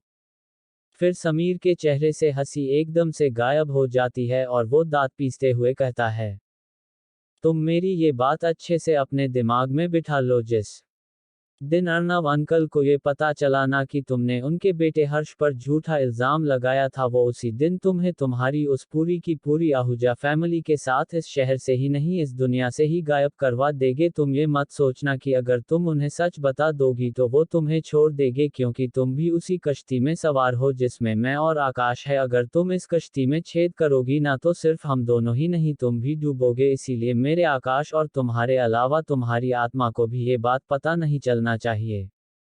ये कहकर समीर अपना फोन लेकर बिना आगे कुछ कहे वहां से चला जाता है। कामिनी उसे अपनी लाल आंखों से दांत पीसते हुए देख रही थी। उसे पता था बात तो समीर की सच थी। अर्नव के गुस्से और पावर से वो अच्छे से वाकिफ थी। एक बार उनको ये सच्चाई पता चल जाती तो वो उसे कहीं का ना छोड़ेंगे। शाम का समय जिंदल मैंशन के गार्डन एक बड़ी सी लिमिटेड एडिशन की मर्सिडीज कार आकर रुक जाती है। गाड़ी से अर्नव और आकाश बाहर आते हैं। दोनों ने इस वक्त बिजनेस सूट पहन रखे थे। अर्नव आकाश को कुछ समझा रहे थे और आकाश बेमन ओके डैड कहते हुए गधों की तरह सर हिलाते हुए उनकी सारी बात सुने जा रहा था। दोनों यूं ही बात करते करते जिंदल मैंशन के अंदर दाखिल हो जाते हैं। जैसे ही वो मैन हॉल में दाखिल होते हैं, वो देखते हैं हॉल में पूरी की पूरी जिंदल फैमिली मौजूद है और वो लोग किसी विषय पर चर्चा कर रहे थे। शायद वो लोग उन्हीं दोनों का इंतजार कर रहे थे, क्योंकि ये पहले से ही तय था कि पूरी जिंदल फैमिली आज एक साथ डिनर करेगी और फैमिली के हर मेंबर को वहां मौजूद रहना है। शिवी भी वही मौजूद थी। अपने डैड को अपने सामने देखकर वो तेजी से उनके पास जाकर उनके गले लग जाती है। Daddy miss you so much, कहा थे आप सुबह से? लगता है मैं इतने दिन घर पर नहीं थी तो आप तो मुझे भूल ही गए हो। शिवी झूठा गुस्सा दिखाते हुए कहती है तो अर्नब मुस्कुराते हुए कहते हैं, अरे बच्चा भाल, पापा तुम्हें कैसे भूल सकते हैं। फिर उनकी नज़र अनिता पर पड़ती है, जो वही बैठी मुस्कुराते हुए उन दोनों को ही देख रही थी। अर्नब मुंह बनाते हुए अनिता को देखकर कहते हैं, ये जो तुम्हारी मॉम है ना, इनसे पूछो, मैं तो खुद तुम्हें एयरपोर्ट पर लेने आने वाला था, पर इन्होंने कहा पहले काम बाकी सब बाद में, और तुम तो जानती ही हो कि मैं इनका हुक्म टाल ही नहीं सकता। ये कहकर अर्नव एक बेबस चेहरा बना लेते हैं। इस पर वहां मौजूद सारे परिवार वाले एक साथ हंसने लगते हैं। अनिता अपना मजाक उड़ता देख अर्नव को घूरने लगती है। उसके पास बैठी अवनी जिंदल अनिता को छेड़ते हुए कहती है, ओह अनिता भाभी, आप तो बड़ी लक्की है कि अर्नव इस उम्र में भी आपकी हर बात मानते हैं। हाँ, पर ये सब सबके सामने कहने की क्या जरूरत थी? अनिता चिढ़ते हुए धीमी आवाज में अर्नव को घूरते हुए कहती है तो अवनी उसे शांत रहने का इशारा करती है। कुछ देर बाद जिंदल मैंशन के बड़े और आलीशान डाइनिंग हॉल के बड़े से डाइनिंग टेबल पर पूरी की पूरी जिंदल फैमिली बैठकर डिनर कर रही थी। आज वहां सारा खाना शिवी की पसंद का बना हुआ था। वरुण जिंदल, जो अर्नव के छोटे भाई थे, अपना डिनर करते हुए शिवी से कहते हैं, अरे शिवी बेटा, अब तुम्हारी पढ़ाई पूरी हो गई है ना, तो अब क्या करने का इरादा है? शिवी मुस्कुराते हुए कहती है, वरुण अंकल, मैं सोच रही हूँ बिजनेस में डैड और आकाश भाई का हाथ बटा दूँ। इस पर वरुण जिंदल नासमझी में अर्नव की तरफ देखकर कहते हैं, अरे भाई साहब, ये शिवी क्या कह रही है? इसे शादी वादी नहीं करनी क्या? क्या इसकी उम्र शादी के लायक नहीं है? फिर वो शिवी की तरफ देखकर कहते हैं, शिवी, तुम्हें क्यों इस बिजनेस के झमेलों में पड़ना है? तुम तो लड़की हो, शादी करो और फिर राज करो। अर्णव और अनिता इस बात पर एक दूसरे को देखने लगते हैं। हाँ, शिवी की शादी तो वो भी कराना चाहते थे, हर माँ बाप की तरह उनकी भी यही इच्छा थी कि शिवी का घर बस जाए, पर वो अभी इसके लिए उसे फोर्स नहीं करना चाहते थे। शिवी को समझ में नहीं आता कि हर कोई बस उसकी शादी के पीछे क्यों पड़ा है, क्या यहाँ लोगों को और कोई काम नहीं है क्या? अनिता शिवी की पीठ सहलाते हुए उसे शांत रहने का इशारा कर रही थी। तभी कामिनी, जो वही खड़ी सबको खाना सर्व कर रही अर्णव के पास आकर उनको पूरियां सर्व करने लगती है। अर्णव जैसे ही उसे देखते हैं उनकी सांसें तेज हो जाती है, उनके माथे की नसें तन जाती है। उन्हें ये लड़की अपने आसपास बर्दाश्त ही नहीं होती थी। वो जब भी इस लड़की को देखते उन्हें वो तूफान याद आ जाता है जो 7 साल पहले आया था। उन्हें फिर एक बार वो कड़वी यादें घेर लेती है, कैसे इस लड़की की वजह से उन्होंने एक झटके में अपने बेटे हर्ष को खो दिया था और वो कुछ कर भी नहीं पाए थे। अर्णव को आज भी अपने बेटे पर पूरा यकीन था। उन्हें पता था उनका हर्ष कभी ऐसा कुछ नहीं कर सकता था जैसा इल्जाम कामिनी ने उस पर लगाया था। अर्णव एकदम से कामिनी पर भड़कते हुए कहते हैं, तुमसे किसने कहा मुझे सर्व करने के लिए? अर्णव की ऐसी आवाज सुनकर हॉल में मौजूद जिंदल फैमिली के सारे लोग जो खाना खा रहे थे अपना खाना छोड़कर उन्हें देखने लगते हैं। कामिनी की तो मानो सांसें ही थम जाती है। वो डरते हुए कहती है, वो अंकल मैं आपको सर्व। अर्णव उसकी बात काटते हुए कहते हैं, डोंट कॉल में अंकल, तुम्हारे लिए मैं सिर्फ मिस्टर अर्णव जिंदल हूँ, मिस्टर अर्णव जिंदल, समझी? ये कहकर अर्णव अपना खाना अधूरा छोड़ वहां से चले जाते हैं। सब उन्हें जाते हुए देख रहे थे पर किसी में इतनी हिम्मत नहीं थी कि उन्हें कुछ कह दे। अनिता एक नज़र वहां खड़ी कामिनी को देखती है जिसके माथे से डर के मारे ठंडा पसीना बह रहा था और वो ऊपर से नीचे तक कांप रही थी। अनिता अपनी जगह से खड़ी हो जाती है और कामिनी को देखते हुए कहती है, कामिनी, अर्णव की तरफ से मैं तुमसे माफी मांगती हूँ। फिर वो पूरी जिंदल फैमिली के लोगों को जो उन्हें ही देख रहे थे उन सब की तरफ देखते हुए अपने हाथ जोड़कर कहती है, आप सबसे भी मैं अर्णव की तरफ से माफी मांगती हूँ। आप लोग प्लीज अपना खाना कंटिन्यू कीजिए। वरुण जिंदल उनकी बात सुनकर कहते हैं, कोई बात नहीं भाभी, हम सब एक परिवार है और परिवार में तो ये सब चलता रहता है। अनिता भी उनकी बात सुनकर हाँ में सर मिलाते हुए वहां से जाने लगती है। अभी वो कुछ दूर चली ही थी कि तभी अनिता के कानों में अनुपमा की आवाज पड़ती है, अर्णव भाई साहब भी कमाल है, इन्हें अपने बेटे की गलती दिखाई ही नहीं देती और उस भोली सी लड़की कामिनी पर चिल्ला रहे थे। ईमीन अनिता ने खुद हर्ष को कामिनी के साथ जबरदस्ती करने की कोशिश करते हुए देखा था। जो हर्ष की जन्म देने वाली माँ है, अब वो खुद ही तो अपने बेटे को ऐसे ही बिना सोचे समझे पुलिस के हवाले नहीं करेगी ना। इस पर अनुपमा के पति नीतीश जिंदल उन्हें एक नज़र घूर कर देखते हैं तो अनुपमा चुप हो जाती है।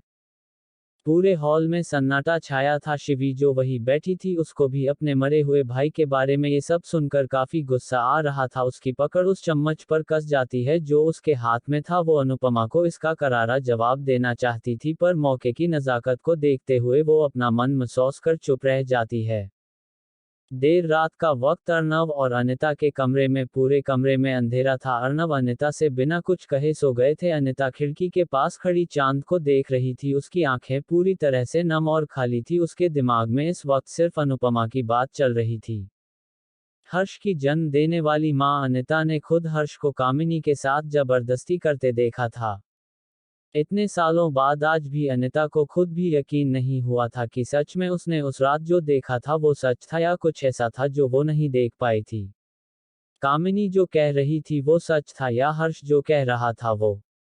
ऐसा नहीं था कि अनिता को हर्ष से गिला था या वो हर्ष से नफरत करती थी। वो हर्ष से भी उतना ही प्यार करती थी जितना आकाश और शिवी से, या फिर शायद उनसे भी ज्यादा। वो उसका सबसे काबिल बेटा जो था।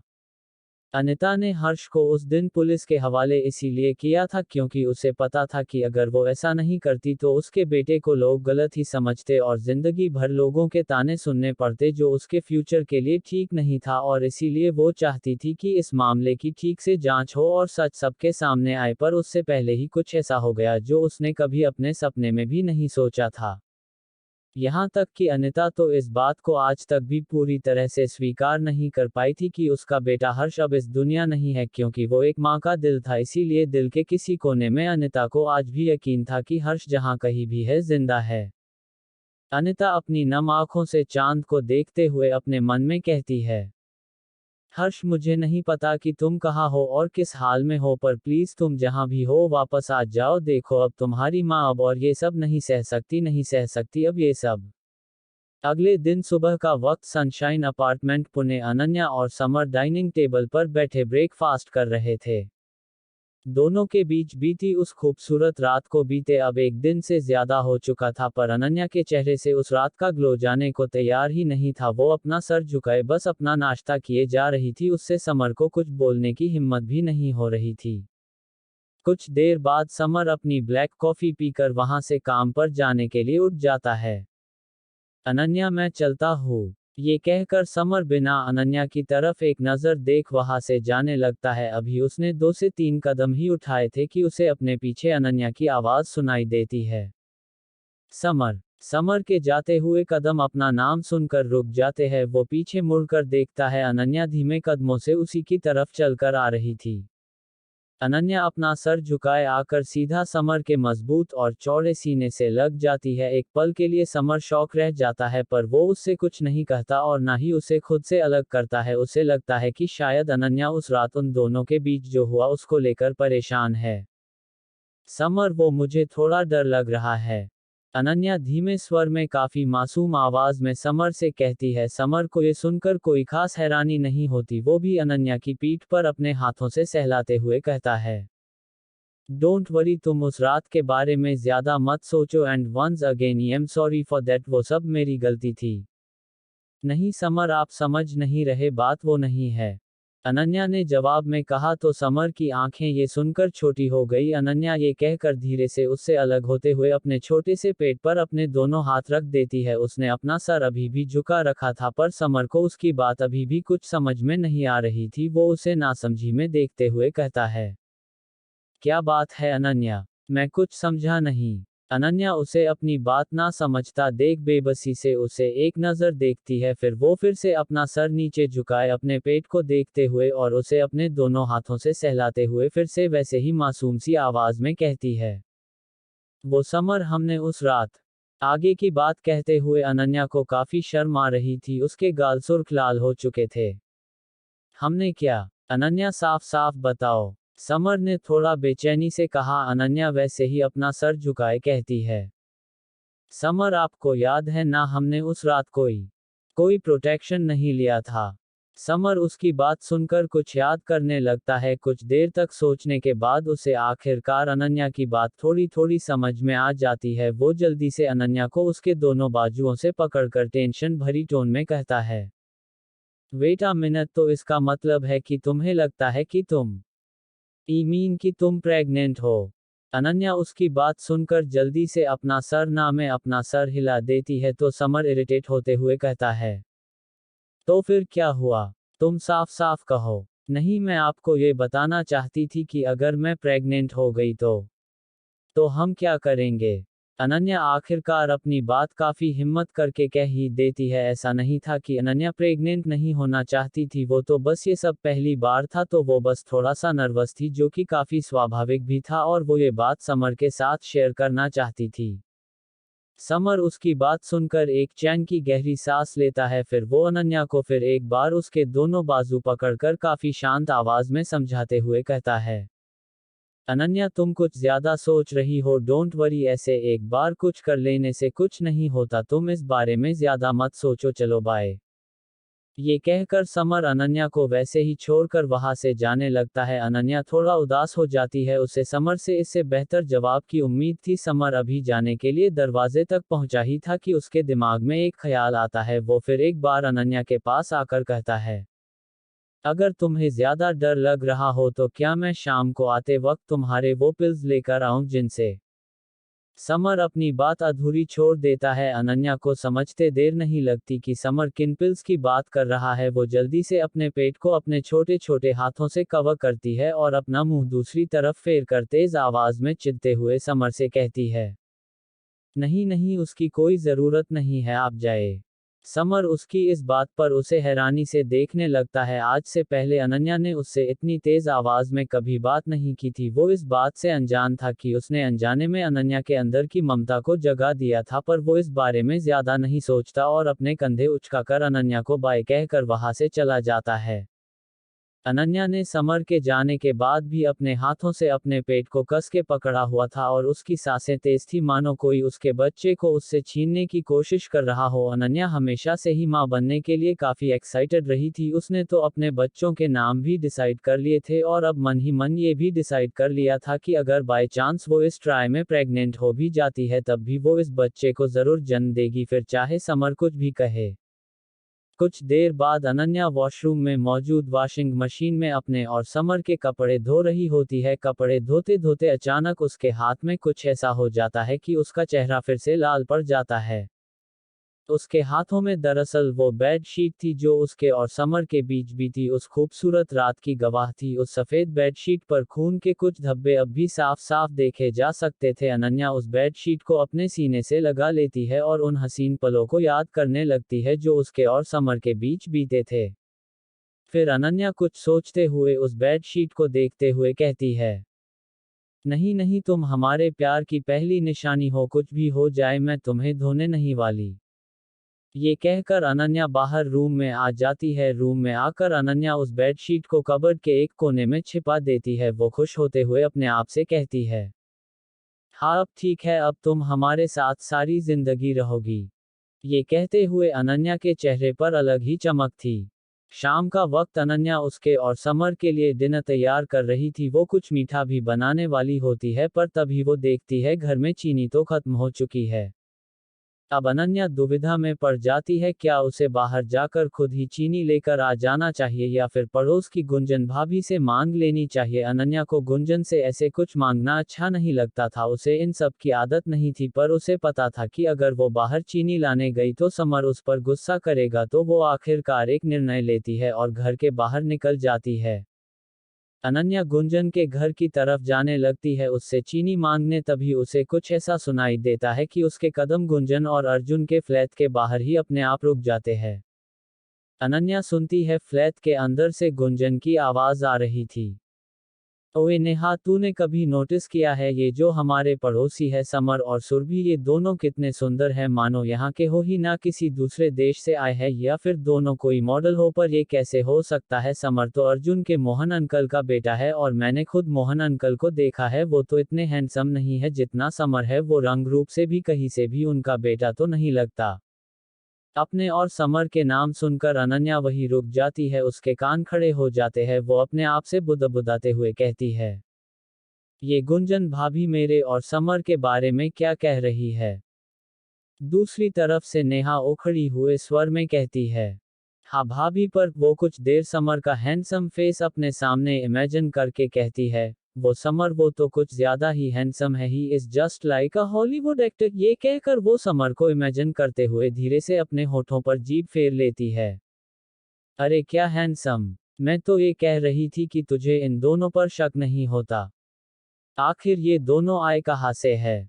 इतने सुंदर लोग पुणे में तो पहले कभी नहीं देखे मैंने। और वो सुरभि, तूने नोटिस किया है, वो पूरा दिन उनके फ्लैट में ही रहती है, कभी भी बाहर ही नहीं निकलती। मुझे तो ये दोनों कुछ ठीक नहीं लगते।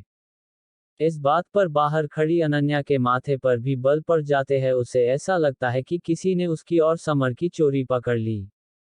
इस बार नेहा गुंजन की बात सुनकर पहले से ज्यादा चिढ़ जाती है, क्योंकि उसकी भाभी ने इनडायरेक्टली अनन्या को उससे ज्यादा खूबसूरत कहा था। नेहा कहती है, ओह शट अप भाभी, आप भी किसकी तारीफ कर रही हो? वो सुरभि, वो इतनी सुंदर सिर्फ मेकअप या फिर किसी प्लास्टिक सर्जरी की वजह से लगती है? अपनी इसी नकली खूबसूरती के जाल में उसने समर को फंसा रखा है। ये कहते हुए नेहा अनन्या के लिए अपनी जलन को छिपा नहीं पाती, वरना वो समर के लायक तो बिल्कुल भी नहीं है। मतलब? गुंजन हैरानी से कहती है। बाहर खड़ी अनन्या भी उसकी ये बात हैरानी से दोहराती है, मेरा समर? हाँ समर, समर मेरी तरह स्मार्ट, टैलेंटेड और खूबसूरत लड़की डिजर्व करता है। नेहा बड़े कॉन्फिडेंस के साथ अपने दोनों हाथ अपनी कमर पर रख कर कहती है, ओए नेहा, ये तू कह क्या रही है? पागल वागल हो गई है क्या? मैं जानती हूँ तू समर को पसंद करती है, पर जो भी हो, पर वो समर शादीशुदा है, शादीशुदा, और किसी शादीशुदा मर्द को ऐसी नजरों से देखना पाप है, पाप। ओह शट अप गुंजन भाभी, ई डोंट बिलीव इन दिस पाप एंड ऑल। आप किस जमाने की बात कर रही है? और समर वो तो मेरा पहला प्यार है, पहला प्यार he is my dream man, मैं उसे कैसे भूल सकती हूँ, देखना आप समर को तो मैं एक ना एक दिन अपना बनाकर ही रहूंगी। अनन्या का पूरा चेहरा उसकी बात सुनकर गुस्से से काला हो जाता है, उसे ऐसा लगता है कि जैसे कोई उससे उसकी सांसें छीनने की बात कर रहा हो। उसका मन कर रहा था कि नेहा का मुंह तोड़ दे, आखिर कोई लड़की इतनी बेशर्म कैसे हो सकती है, किसी और के पति को ऐसी नजरों से देखे। अनन्या अपने दांत पीसते हुए अपने आप से कहती है, ये चुड़ैल नेहा, ये मेरे पति मेरे समर को गंदी नजर से देखती है, ये तो मैं अच्छे से जानती थी, पर मुझे ये नहीं पता था कि ये मुझे और समर को अलग करने के बारे में भी सोचती है। ये कहकर अनन्या अपने दोनों हाथ अपनी कमर पर रख लेती है। इस वक्त वो एक छोटी सी क्यूट सी डेविल लग रही थी। मैं भी देखती हूँ कौन मुझे और समर को अलग करता है। ये कहकर अनन्या अपना गुस्सा शांत करने के लिए गहरी गहरी सांसें लेने लगती है। कुछ देर बाद उसका गुस्सा शांत हो जाता है तो वो एक नकली मुस्कान अपने चेहरे पर चिपकाए गुंजन के फ्लैट का दरवाजा नॉक करती है। अगर आप लोग इस कहानी का अगला भाग सुनना चाहते हैं तो जल्दी से मेरे चैनल को सब्सक्राइब करें और मुझे बताएं कि आपको यह कहानी कैसी लगी।